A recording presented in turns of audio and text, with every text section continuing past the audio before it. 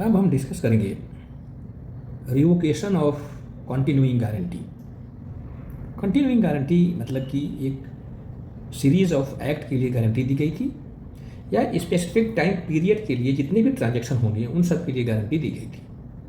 Guarantor यानी surety उस guarantee को रिवोक कैसे करेगा, ऐसे कौन से तरीके हैं जिससे कि रिवोकेशन ऑटोमेटिक हो जाएगा, या अगर वो रिवोक करना चाहेगा तो कौन से तरीके हैं जिसको कि वो अडॉप्ट करके अपनी गारंटीशिप को रिवोक कर लेगा, श्योरिटीशिप को रिवोक कर लेगा।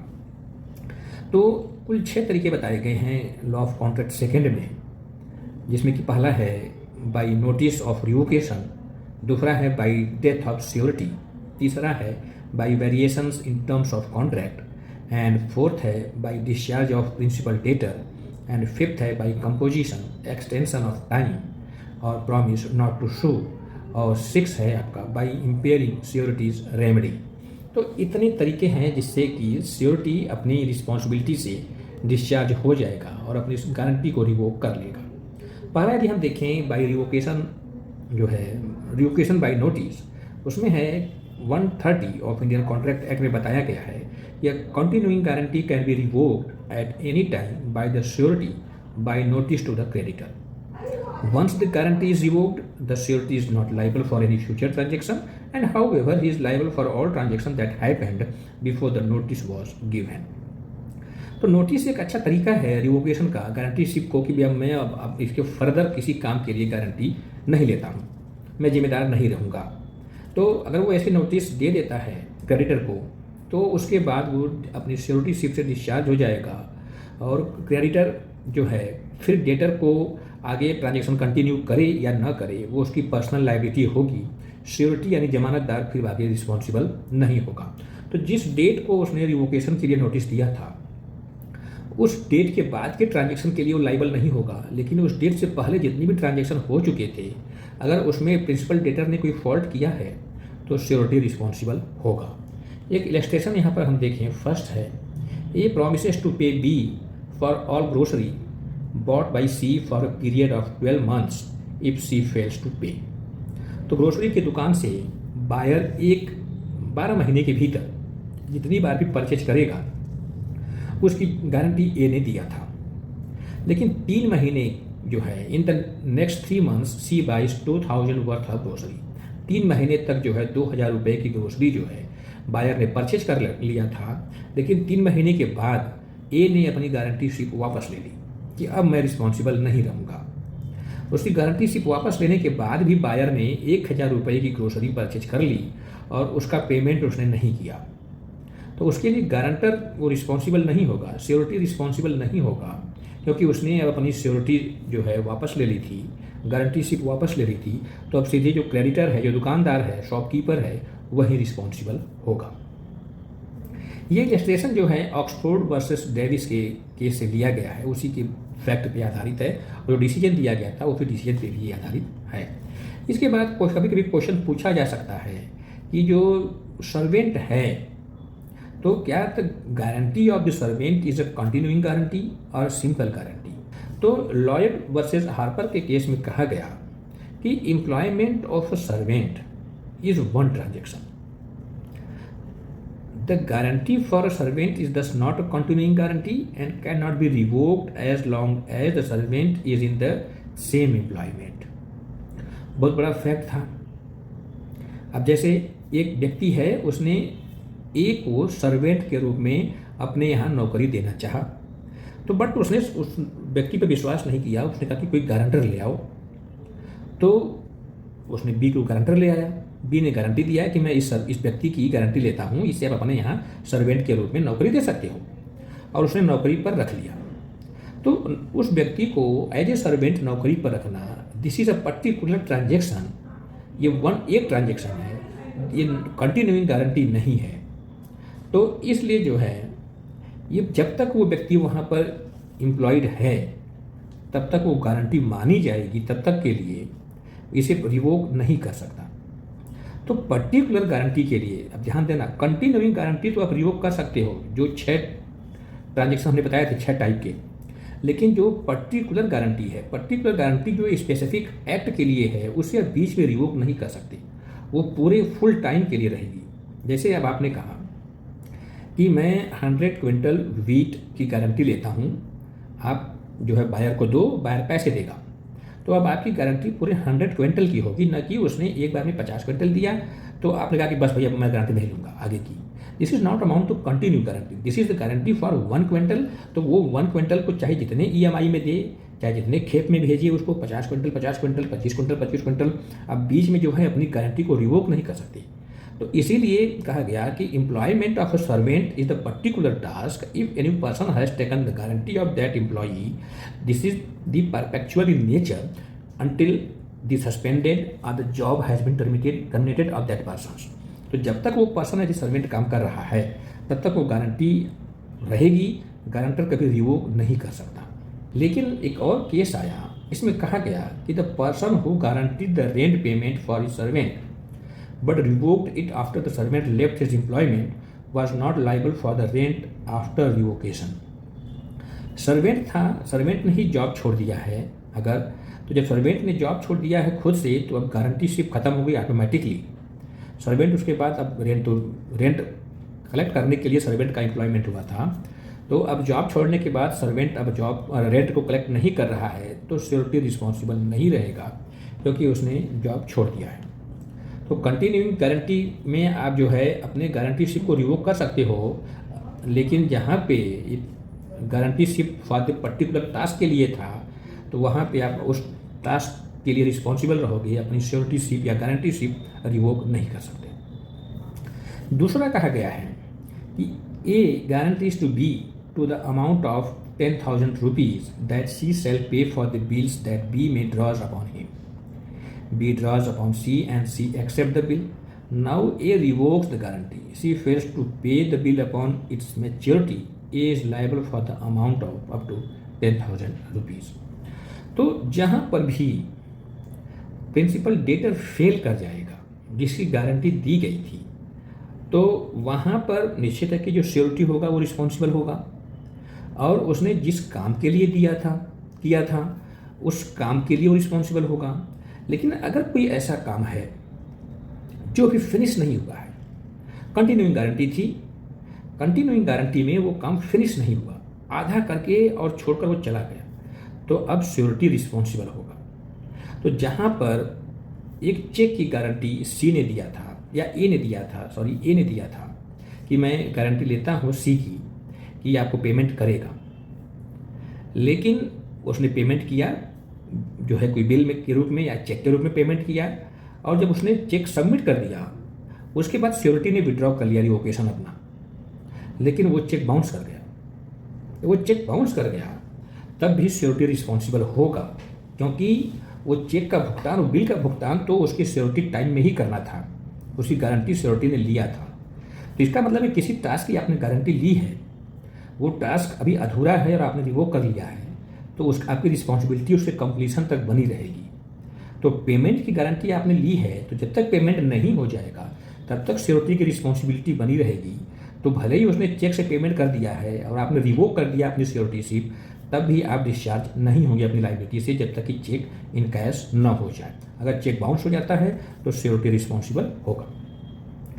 इसके बाद रिवोकेशन का, श्योरिटी शिप के रिवोकेशन का या गारंटी को रिवोक करने का जो नेक्स्ट है वो है bye death of surety. Surety की जब डेथ हो गई तब वो अपने ड्यूटी से डिस्चार्ज हो गया, अपनी रिस्पॉन्सिबिलिटी से डिस्चार्ज हो गया। उसके बाद के ट्रांजेक्शन के लिए वो रिस्पॉन्सिबल नहीं होगा। 131 में कहा गया है कि the death of the surety will be revocation of the continuing guarantee with regards to future transaction if there is no contract to the contrary. तो अगर कोई कॉन्ट्रैक्ट है इसमें कि मरने के बाद भी ये रिस्पॉन्सिबल होगा, इसके जो उत्तराधिकारी होंगे, जो इसकी प्रॉपर्टी होगी वो रिस्पॉन्सिबल होगी, तब तो उसकी रिस्पॉन्सिबिलिटी बनी रहेगी। अदरवाइज कोई ऐसा कॉन्ट्रैक्ट नहीं है तो जैसे ही श्योरिटी की डेथ हो गई अब उसकी रिस्पॉन्सिबिलिटी खत्म हो गई। उसके बाद जो ट्रांजेक्शन होंगे क्रेडिटर में और डेटर के बीच में, उसके लिए श्योरिटी रिस्पॉन्सिबल नहीं होगा। इसके बाद जो है कहा गया एक केस है जो है दुर्गा प्रिया वर्सेस दुर्गा पाड़ा 1928 कलकत्ता हाई कोर्ट का है। It is important to note that there must not be any contract that keeps the guarantee alive even after the death. इसी के बारे में इसमें कहा गया है कि इसमें कहा गया कि in case that the contract of guarantee between the party must be looked into to determine whether the contract has been revoked due to death of the surety or not. If there is a provision that says death does not cause the revocation, then the contract of guarantee must be held to continue even after death of the surety.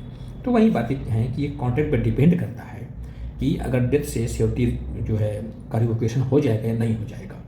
लेकिन जहाँ contract silent है, कोई mention नहीं किया गया है, तो जैसे ही डेथ हो जाती है श्योरिटी की, अब फ्यूचर ट्रांजैक्शन के लिए उसकी रिस्पॉन्सिबिलिटी खत्म हो जाएगी, श्योरिटी से रिवोक हो जाएगा। By variations in term of contract, third point है, हमें पता है कि जैसे ही कॉन्ट्रैक्ट में कोई वेरिएशंस होता है, टर्म्स कंडीशन चेंज हो जाती है, वैसे ही प्रीवियस कॉन्ट्रैक्ट खत्म हो जाएगा और नया कॉन्ट्रैक्ट बन जाएगा।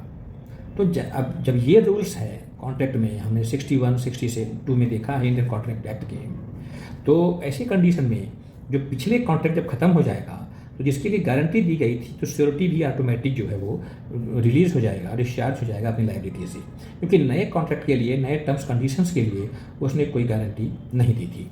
तो ये 133 में ये बातें बताई गई हैं। कहा गया है कि a variance made without the consent of the surety in the terms of the contract between the principal debtor and the creditor discharge the surety as to the transaction after the variance.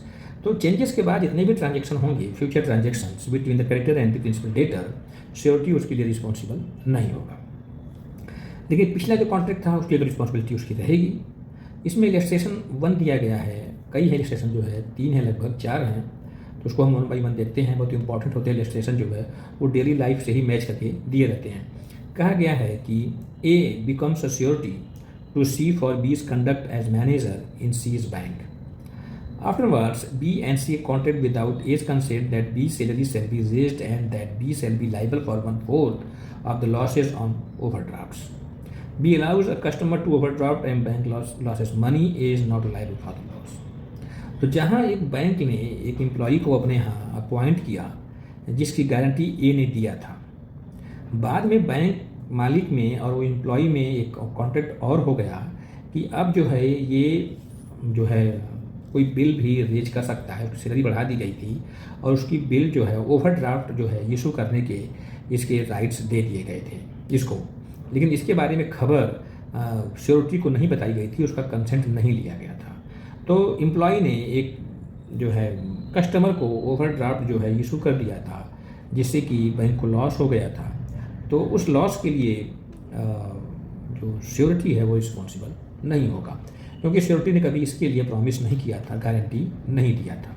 तो ऐसे conditions में जहाँ कुछ terms conditions change हो जाते हैं और surety की कंसेंट नहीं ली जाती है, क्रेडिटर को लॉस हो जाता है, तो श्योरिटी रिस्पॉन्सिबल नहीं होगा।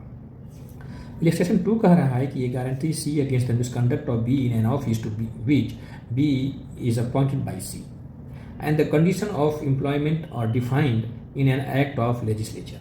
In a subsequent act, the nature of the office is materially altered.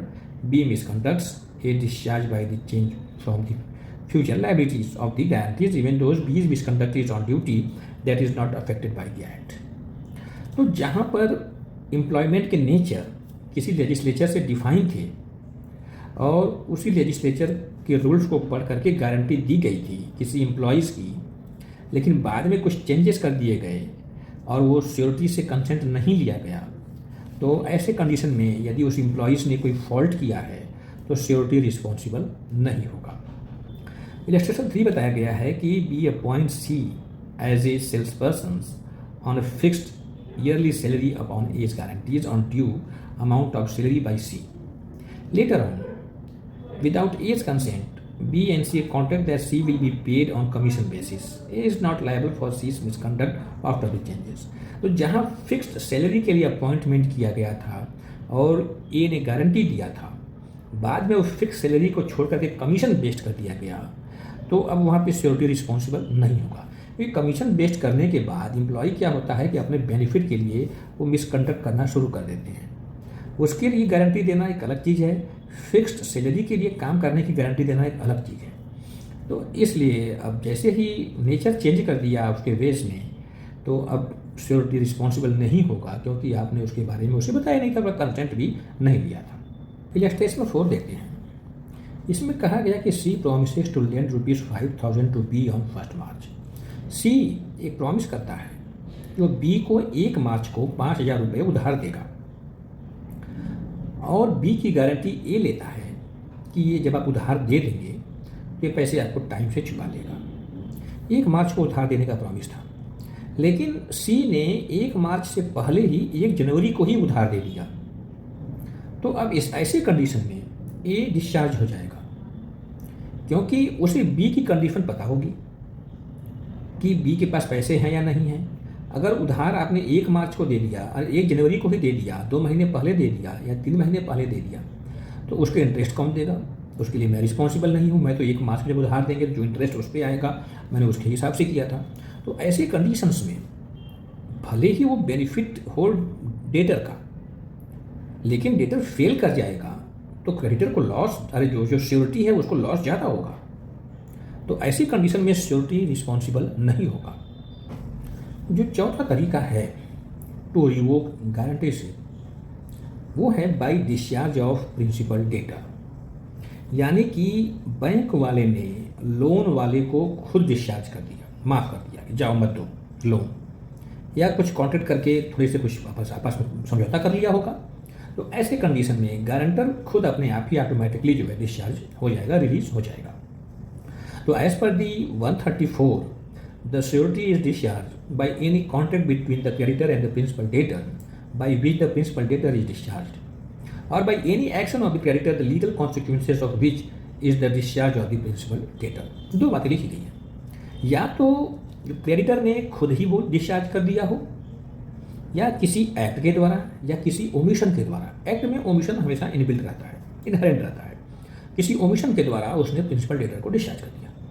जैसे प्रिंसिपल डेटर के अगेंस्ट में केस लाने की अवधि 3 साल थी, 3 साल के भीतर बैंक ने केस नहीं लिया जाए तो अब प्रिंसिपल डेटर डिस्चार्ज हो गया, तो अब श्योरिटी भी ऑटोमेटिकली डिस्चार्ज हो गया। अब बैंक वाले गारंटर को नहीं पकड़ सकते, क्योंकि उनके ओमिशन से, उनके नेग्लिजेंस से क्रेडिट जो डेटर था वो डिस्चार्ज हो गया। तो अब श्योरिटी शिप भी अपनी लाइबिलिटी से रिलीज हो गया। प्रोविजन 134 का हम इलस्ट्रेशन 1 देखेंगे तो ए ने इसी को गारंटी दिया है कि जो आप सामान बी को भेजेंगे बी उसका पेमेंट करेगा। सी ने सामान की सप्लाई कर दिया, लेकिन बी उसका समय से पेमेंट नहीं कर पाया। तो बी ने जितने भी क्रेडिटर थे उसके, सी भी था उसमें क्रेडिटर, उसने सी से भी सामान लिया था, XYZ से भी सामान लिया था, उन सभी से कॉन्टेक्ट किया कि आप मेरी प्रॉपर्टी ले लो क्योंकि अब मैं पेमेंट नहीं करने वाला हूँ, मैं नहीं कर पाऊँगा। तो जहाँ पे ऐसा कॉन्ट्रैक्ट हो गया वहाँ पे अब श्योरिटी डिस्चार्ज हो गया, क्योंकि उस कॉन्ट्रैक्ट में परिवर्तन कर दिया गया। 134 का हम इलस्ट्रेशन बी देखें यदि, तो वहाँ पे 2 व्यक्ति आपस में कॉन्ट्रैक्ट करते हैं, जहाँ पे एक व्यक्ति अपनी ज़मीन दूसरे व्यक्ति को देगा और दूसरा व्यक्ति उस ज़मीन पर इंडिगो की खेती करेगा और ज़मीन का किराया समय समय पे ज़मीन के मालिक को देता रहेगा। उसकी गारंटी जो है सी ने लिया, लेकिन जब वो खेती कर रहा था फार्मर, तो उस ज़मीन का मालिक जो उस खेत पर जो पानी की धारा जाने वाली थी, स्ट्रीम ऑफ वाटर जाने वाली थी, उसको उसने डाइवर्ट कर दिया। इंडिगो की खेती के लिए वो पानी बहुत ज़रूरी था, स्ट्रीम ऑफ वाटर बहुत ज़रूरी था, लेकिन मालिक ने वो डाइवर्ट कर दिया, जिससे कि अब वो खेती सही तरीके से नहीं हो पा रही है। तो ऐसे कंडीशंस में जहाँ डेटर को अपनी ड्यूटी परफॉर्म करने के लिए क्रेडिटर है उसके द्वारा रोका जा रहा है, तब ऐसे कंडीशन में श्योरिटी जो है अब रिस्पॉन्सिबल नहीं रहेगा, वो श्योरिटी शिप से डिस्चार्ज हो जाएगा। तो कॉन्ट्रैक्ट में ड्यूटी परफॉर्म करने के लिए जो बाधा डालेगा वो खुद जिम्मेदार होगा, अदर पार्टी अपने आप जो है अपनी ड्यूटी से रिलीज हो जाएगी। इसी तरह का इलस्ट्रेशन सी भी है, वो कहा गया है कि जहाँ पर एक बिल्डर ने मकान मालिक से ठेका लिया था बिल्डिंग बनाने के लिए, लेकिन बिल्डिंग बनाने के लिए मकान मालिक ने जो नेसेसरी टिम्बर्स वगैरह हैं, जो चीज़ें हैं, वो सप्लाई नहीं किया है, तो बिल्डर मकान नहीं बना पाएगा और उस बिल्डर की जो गारंटी गारंटर ने लिया था, सी ने लिया था, वो डिस्चार्ज हो जाएगा। क्योंकि यहाँ पर जो फॉल्ट है वो क्रेडिटर का है, तो क्रेडिटर के फॉल्ट से जैसे ही डेटर अपने पार्ट को परफॉर्म नहीं कर पा रहा है, तो उस डेटर की गारंटी जिसने ली है वो डिस्चार्ज हो जाएगा और डेटर भी ऑटोमेटिकली डिस्चार्ज हो जाएगा। केस है एक Maharashtra ACB versus official liquidator 1982 का केस है। इसमें कहा गया है कि if the principal debtor is released by the compromise with the creditor the surety is discharge, but if the principal debtor is discharge by the operation of insolvency laws the surety is not discharge. तो principal debtor जहाँ दिवालिया हो गया, दिवालिया होने के कारण bank का लोन नहीं जमा कर पा रहा है, तो अब श्योरिटी की रिस्पॉन्सिबिलिटी वहाँ पर बनी रहेगी। तो ऐसी कंडीशंस में जैसे कि अब प्रिंसिपल डेटर है, अगर क्रेडिटर ने खुद से उसको रिलीज़ कर दिया है, श्योरिटी रिलीज़ हो जाएगा। लेकिन इंसॉल्वेंसी एक्ट के तहत जहाँ पे अब रिलीज़ हुआ है डेटर, तो वहाँ पे श्योरिटी रिस्पॉन्सिबल रहेगा और बैंक का पूरा पेमेंट करेगा, क्योंकि उसने गारंटी ली है यदि पेमेंट ये नहीं कर पाएगा तो मैं करूँगा। पांचवा तरीका जो रिवोकेशन का है वो है by composition, extension of time और प्रॉमिस नॉट टू शो। तो जहाँ पे डेटर और क्रेडिटर के बीच में कुछ नई चीज़ें हो गई हैं, कुछ नई चीज़ें कंपोजिट हो गई हैं, या टाइम था कि 1 साल के भीतर ही पेमेंट करना था, बट बैंक वाले ने लोन लेने वाले को 2 साल और बढ़ा दिया है, 1 साल और बढ़ा दिया, या उसने प्रॉमिस किया कि मैं आप पर केस नहीं करूँगा, तो ऐसे सभी कामों से श्योरिटी अब डिस्चार्ज हो जाएगा। यही 135 में मेंशन किया गया है। तो 135 कह रहा है कि a contract between the principal debtor and the creditor by which the creditor makes a composition with or promises to give time or promises to not to sue the principal debtor discharges the surety unless the assent to such a contract has been given by the surety। तो यहाँ पर जितने भी variations हो रहे हैं, alteration हो रहे हैं, या एक्स्ट्रा टाइम दिया जा रहा है, या सूट नहीं फाइल करने का प्रॉमिस किया जा रहा है, अगर ये श्योरिटी की परमिशन के बिना किया जा रहा है तो श्योरिटी डिस्चार्ज हो जाएगा, क्योंकि श्योरिटी को अपने पास से पे करना पड़ेगा। अगर बैंक वाला समय से केस फाइल करके प्रिंसिपल डेटर से पैसे वसूल लेता तो श्योरिटी रिस्पॉन्सिबल नहीं रहता। तो ऐसे सभी चीज़ें जिससे कि श्योरिटी के इंटरेस्ट पर इफेक्ट पड़ने वाला है, वो सब बिना उसकी परमिशन के किए जा रहे हैं, तो वो डिस्चार्ज हो जाएगा अपनी लायबिलिटी से। अगर किसी थर्ड पर्सन के कारण क्रेडिटर ने कुछ एडिशनल टाइम दे दिया डेटर को, तब श्योरिटी डिस्चार्ज नहीं होगा। ये थर्ड पर्सन क्या है, जैसे लिमिटेशन की टाइम है, जो लिमिटेशन के टाइम पीरियड है वो 3 साल हैं। अगर आपने किसी को उधार दिया है तो 3 साल के भीतर आपको केस फाइल करना पड़ेगा। ड्यू डेट पर जब उसने पेमेंट नहीं किया है, मना कर दिया, तो उसके 3 साल के भीतर अब आपको केस फाइल करके रिकवरी के लिए सूट फाइल करनी पड़ेगी। लेकिन अगर लिमिटेशन पीरियड 5 साल कर दिया, टाइम बढ़ गया, तो ये थर्ड पर्सन के कारण जहाँ पे डिले हो गया, एक्स्ट्रा टाइम मिल गया, तो उसके लिए श्योरिटी अब जो है वो रिलीज़ नहीं होगा। अब वो बैंक वाले को 5 साल मिल गया केस फाइल करने के लिए, तो कोई ज़रूरी नहीं कि पहले लॉ के अकॉर्डिंगली वो 3 साल के भीतर ही केस फाइल करेगा, अदरवाइज श्योरिटी रिलीज हो जाएगा। ऐसी बात नहीं। अब वो 5 साल का टाइम हो गया, तो 5 साल के भीतर वो केस फाइल करेगा, और अगर 5 साल के भीतर केस फाइल नहीं करता है तब जाकर के श्योरिटी रिलीज हो जाएगा। तो 3 साल से 5 साल का टाइम जो बढ़ गया है, फिर उसी कारण जो है श्योरिटी रिलीज नहीं होगा। mere forbearance on the part of the creditor to sue the principal debtor or to enforce any other remedies against him does not, in the absence of any provision in the guarantee to the contrary, discharge the surety। यानी कि अब payment due हो गया है, लेकिन bank वाले ने loan लेने वाले पर केस फाइल नहीं किया, तो केवल इसी मात्र से श्योरिटी डिस्चार्ज नहीं हो जाएगा, श्योरिटी की रिस्पॉन्सिबिलिटी बनी रहेगी। ये बहुत बड़ा जो है एक डाउट क्रिएट करता था कि अगर लिमिटेशन पीरियड बीत गया, सूट फाइल नहीं किया गया, तो श्योरिटी डिस्चार्ज हो जाएगा। अरे सॉरी, श्योरिटी डिस्चार्ज हो जाएगा, क्योंकि जो डेटर है वो भी अब डिस्चार्ज हो गया। अब समय के भीतर लिमिटेशन पीरियड के अंदर आपने सूट फाइल नहीं किया, तो अब लिमिटेशन बीत गया है, तो अब आप रिकवरी नहीं कर सकते। रिकवरी नहीं करेंगे तो जो डेटर है वो डिस्चार्ज हो गया, जिसने गारंटी ली थी वो भी डिस्चार्ज हो गया। लेकिन जो ये प्रोविज़न है, ये कह रहा है कि अगर वो सूट फाइल करने से विरत रहा है, सूट फाइल नहीं कर पाया है, तो केवल इसी कारण जो है श्योरिटी डिस्चार्ज नहीं होगा। जो इलस्ट्रेशन है वो कह रहा है कि B owes to C a debt guaranteed by A, the debt becomes payable, she does not sue B for a year after the debt has become payable, A is not discharged from his surety। यानी कि जिस date को payable हो गया था, ऋण date payable हो गया था, उसके 1 साल तक भी सूट फाइल नहीं किया गया, तो केवल इसी के लिए श्योरिटी डिस्चार्ज नहीं होगा। तो इस चीज़ों को क्लियर किया गया। महंत सिंह वर्सेस यूबीई के केस में प्रीवी काउंसिल ने कहा था कि यहाँ पर सूट फाइल नहीं किया गया है, ये केवल लिमिटेशन पीरियड तक ही अलाउड है। अगर लिमिटेशन पीरियड बीत गया और उसके भीतर सूट फाइल नहीं किया गया है, तो जो डेटर है वो तो रिलीज हो ही गया, जो श्योरिटी है वो भी रिलीज हो जाएगा। तो सूट फाइल नहीं किया गया है, ये केवल लिमिटेशन पीरियड के भीतर तक ही जो है अलाउ है। अगर लिमिटेशन पीरियड 3 साल का है, तो केवल 1 साल के भीतर डेटर के अगेंस्ट में सूट फाइल नहीं किया गया है, तो इससे श्योरिटी डिस्चार्ज नहीं हो जाएगा, क्योंकि अभी भी 2 साल बचा हुआ है, क्या पता 2 साल के भीतर सूट फाइल हो जाए। तो जहाँ पर पेमेंट ड्यू हो गया है तो अब श्योरिटी रिस्पॉन्सिबल हो जाएगा और वो पेमेंट करने के लिए उस पर सूट फाइल किया जा सकता है। लेकिन जब टाइम बार्ड हो गया, श्योरिटी ये नहीं कर सकता कि आपने डेटर के खिलाफ सूट क्यों नहीं फाइल किया। तो डेटर के खिलाफ सूट फाइल नहीं किया गया है, केवल इसी कारण जो है श्योरिटी डिस्चार्ज नहीं हो जाएगा, क्योंकि हमने पढ़ा है कि श्योरिटी की जो लायबिलिटी होती है वो को extensive to the principal debtor होती है। तो श्योरिटी के खिलाफ सूट फाइल न करना ही केवल रिलीज का कोई कारण नहीं बन सकता। हाँ, लेकिन जब टाइम बार्ड हो गया और सूट फाइल नहीं किया गया था, टाइम बार्ड हो गया है, जब डेटर डिस्चार्ज हो गया तब श्योरिटी भी डिस्चार्ज हो ही जाएगा। इसके बाद जो 6 वे है जिसे गारंटी सिर्फ यूज की जा सकती है by impairing sureties remedy. Principal debtor और क्रेडिटर ने कुछ ऐसा कॉन्ट्रैक्ट कर लिया या ऐसा एक्ट कर लिया, ऐसा ओमिशन कर लिया कि श्योरिटी अपने अधिकारों से वंचित हो गया। तो ऐसे कंडीशन में श्योरिटी ने जो गारंटी दी थी वो खत्म हो जाएगी, रिवोक कर ली जाएगी। जैसे सिक्योरिटी के रूप में अपनी बाइक दी थी, अपनी ज़मीन का पेपर दिया था, बैंक के अंदर रखा गया था, तभी उसने गारंटी दी थी। लेकिन बैंक वाले ने नेग्लिजेंटली जो है वो ज़मीन के पेपर या बाइक वापस कर दिया लोन लेने वाले को। तो इन सब से घाटा होगा श्योरिटी का, क्योंकि यदि लोन लेने वाला पेमेंट नहीं करता है तो श्योरिटी पेमेंट करेगा और जितनी भी चीज़ सिक्योरिटी के रूप में रखी गई थी बैंक के पास, अब वो श्योरिटी का हो जाएगा, जमानत देने वाले का हो जाएगा। तो उससे आपने उसको अपने इन अधिकारों से वंचित कर दिया है, तो इसलिए वो अब रिलीज हो जाएगा।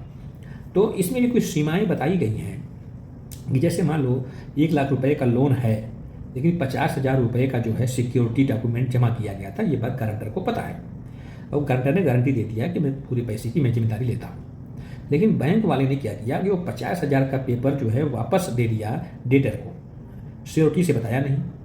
तो श्योरिटी केवल 50,000 तक ही रिलीज हो जाएगा, बाकी 50,000 की गारंटी अभी भी बनी रहेगी। 139 का हम लेजिस्लेशन 1 देखेंगे।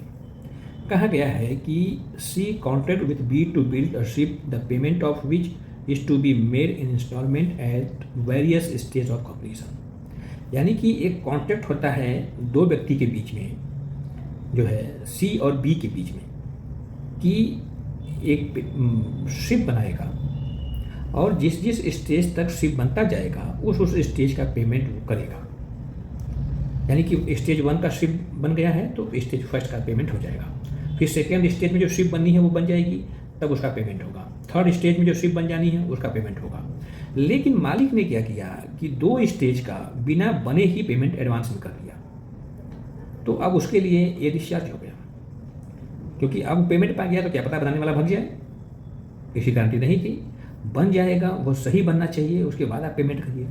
ये कॉन्ट्रैक्ट था। तो जिस तरह के कॉन्ट्रैक्ट की गारंटी ली थी श्योरिटी शिप ने, अगर उसमें कोई वेरिएशंस हो जा रहा है तो अब वो श्योरिटी शिप अपने लायबिलिटी से डिस्चार्ज हो जाएगा। 139 का इलस्ट्रेशन 2 यदि हम देखें, जहाँ पर एक व्यक्ति ने दूसरे को अपॉइंट किया तीसरे व्यक्ति की गारंटी पर, लेकिन तीसरा व्यक्ति ने गारंटी इस शर्त पे किया था कि हर 1 महीने का लेखा जोखा मैं कम से कम एक बार देखूंगा कि ये कैसा काम कर रहा है। जिस महीने में ये काम खराब करेगा मैं अगले महीने फिर इसके जो है गारंटी वापस ले लूँगा।